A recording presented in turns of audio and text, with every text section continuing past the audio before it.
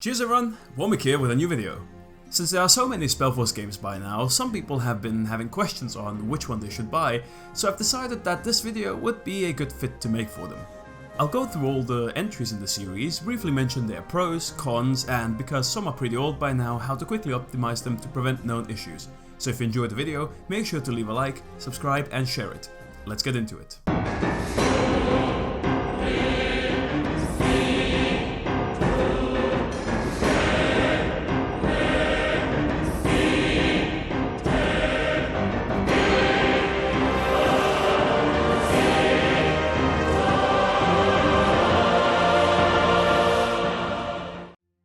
Alright, just to explain a few things. I'll be dividing the SpellForce games by how I think people should be buying them, which may not always be all the games under a certain number, like SpellForce 1 or SpellForce 2, but I'll keep what I mean clear to avoid any kind of confusion. Also, I won't be spoiling any of the story in the video here, at least nothing that isn't mentioned within the first 10 minutes or so of playing, so no worries about that. All the gameplay in the background is going to be from the first map of each game. So, first up we have SpellForce Platinum Edition. How much does it cost and what do you get for it?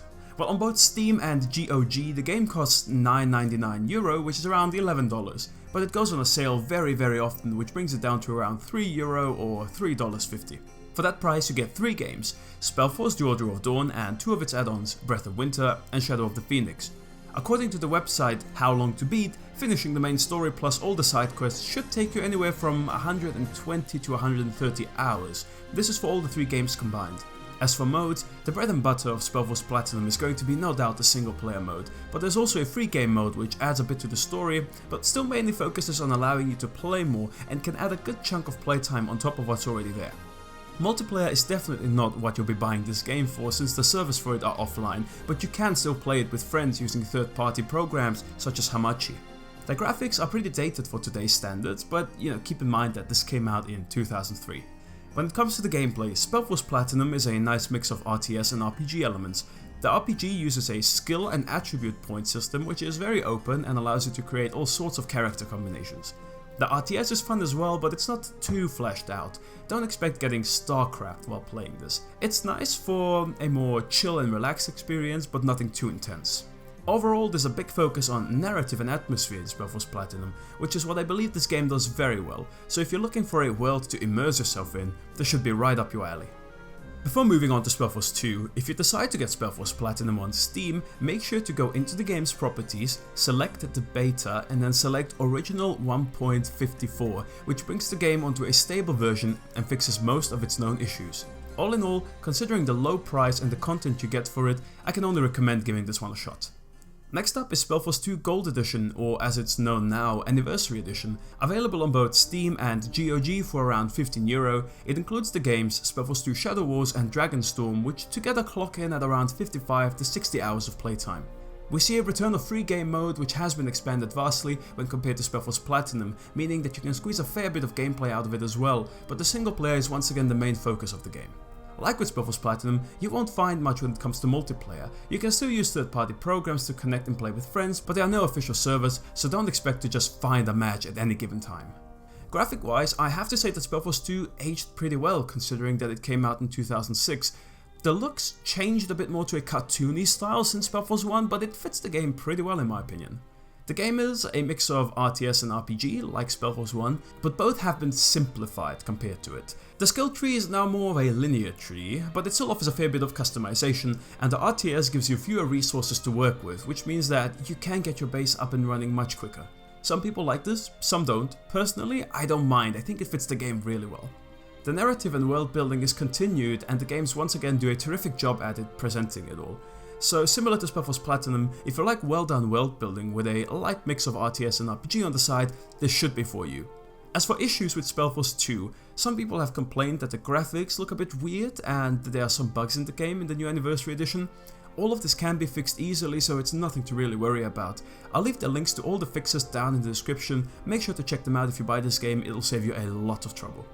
Coming up are SpellForce 2 Faith in Destiny and Demons of the Past. Now, I've bundled these two together for a reason. The reason being that they are kinda bad, I can't really say it any other way. Gameplay wise, they offer the same thing the Anniversary Edition does, but they are filled with various bugs, are very short in comparison, and generally not worth the €10 and €15 you have to pay for them respectively. And if you're thinking of picking them up for the continuation of the story, don't bother. After Dragonstorm, the original developers left, and these two that came out after are really impossible to make sense with. Their only redeeming feature is the editor that comes with them, which is the only functional SpellForce 2 editor out there, so if you want a mod for SpellForce 2 or create your own maps, it's a maybe, but otherwise, stay away from those two. Which brings us to SpellForce 3 and SpellForce 3 Soul Harvest.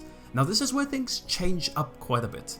The games themselves are available for 50 and 25 euro respectively, but they often go on generous sales. In terms of playtime, both of them together will give you a good 65 hours or so combined. This time around, there's no free game mode to pump these numbers up even more, but SpellForce 3 and especially Soul Harvest have an active multiplayer community. And it's not hard to find the game either. If you join the official SpellForce Discord, which will be linked in the description below, you can easily ask people if they want to do a match or two with you.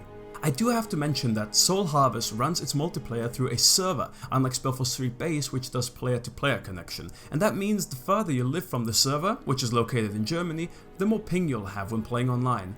The RTS and RPG in SpellForce 3 are still mixed with each other, but they have been given a bit more depth, especially the RTS. You now actually have units that counter other units, and there is a certain need for a good macro if you want to be good at the game.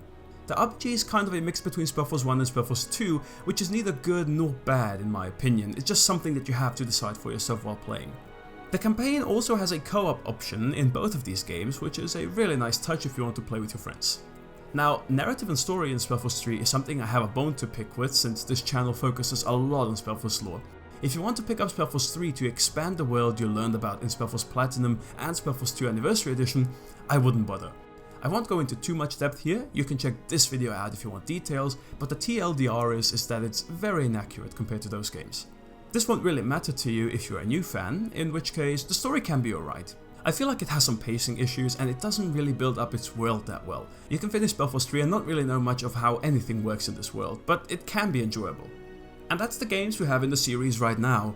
They all have something to offer, and it really comes down to what you're looking for in a game. If you want good world building and a story immersion with fun but pretty chill gameplay, go for SpellForce Platinum or the Anniversary Edition.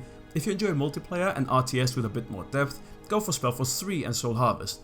I'd recommend generally staying away from Fate and Destiny and Demons of the Past, but yeah, the choice is ultimately up to you. If this video helped you, make sure to leave a like and subscribe to the channel if you like SpellForce lore and community content.